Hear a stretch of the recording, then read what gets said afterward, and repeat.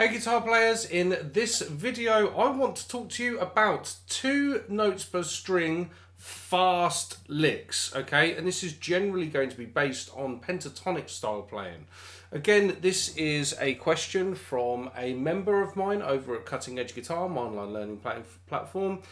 In the community area, what I'm doing is I'm answering questions that people will pose for me via the YouTube channel, just to, get the community vibe going and all of that sort of stuff. So this was a thing. 2 notes per string, fast pentatonics.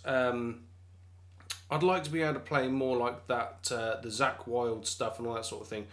Off the actual top of my head, I don't know the exact pattern that Zakk Wylde uses, but what I'm going to do here is I'm going to show you a pattern that is really, really effective and you can build it up to speed quite nicely. I'm also going to talk about a way that you can do it with lateral motion, so things are going to build, sound quite exciting and all the rest of it. So we're going to stick with, to start with, we'll just do this in standard old A minor pentatonic position 1. So the frets we're using are 8, 5 on the high E string and 8, 5 on the B string.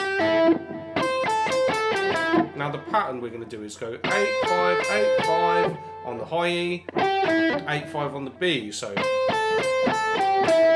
okay, that's your pattern. So to a metronomic pulse, you should hear 1, 2, 3, 4, 5, 6. 1, 2, 3, 4, 5, 6. 1, 2, 3, 4, 5, 6. Now, you can either pick this or you can do it with hammer-ons and pull-offs. So if I did it with hammers and pulls, it's... Also, you can do it with like a mixture, so you do... just do it however you want. It doesn't really matter. But that's a really, really cool pattern. Now, what you'd want to try and do is build up some speed with it.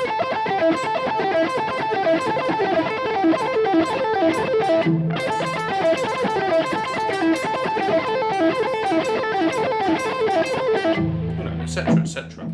Now, how you turn this into something that we can use musically, we want to give it lateral motion. And now what that means is you can either take this up through the 5 shapes of A minor pentatonic like this,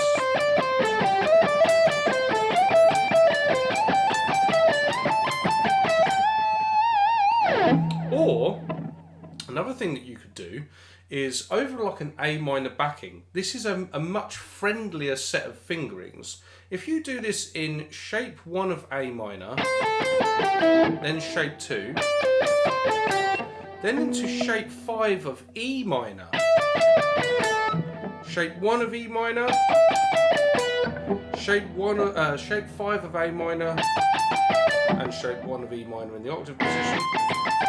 The fingering is super, super friendly for using with fingers 1 and 3, and also all of those fingerings will sound good against an A minor backing.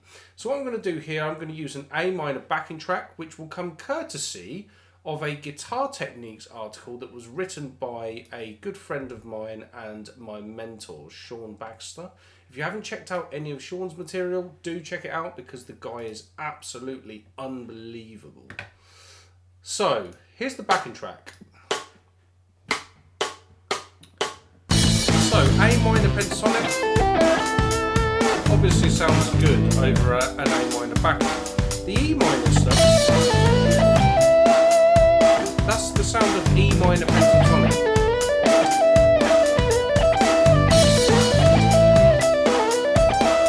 Sounds great over an A minor backing. If you want to know more about why that works, check out the links in the description. What I'm going to do is I'm going to slowly play that pattern through those shapes that I talked you through so you can hear it over the track. Here we go.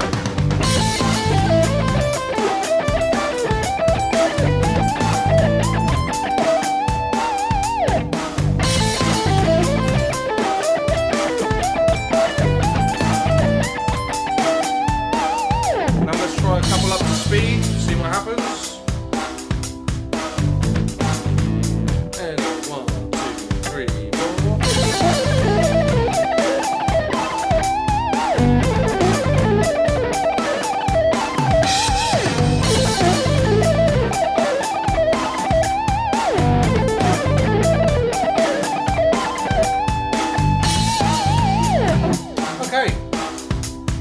So that kind of thing, in actual fact, when people talk about Zakk Wylde of that, I think more like that's a Vinnie Moore thing for me. I first heard Vinnie Moore doing that sort of stuff a long, long time ago. I love Vinnie's playing, so there we go. If you want to see tabs and all of that sort of thing for those kind of ideas, my online platform has an absolute ton of those kind of things in various tutorials, or my book series. There's loads of stuff in those as well.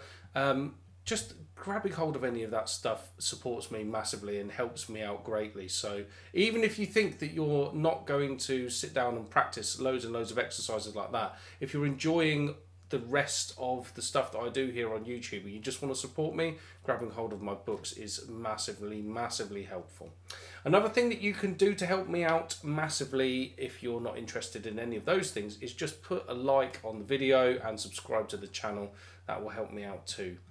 Okay guys, if you're interested in being able to ask me questions like this sort of thing and see my responses on YouTube, do consider becoming a member of the Cutting Edge Guitar community.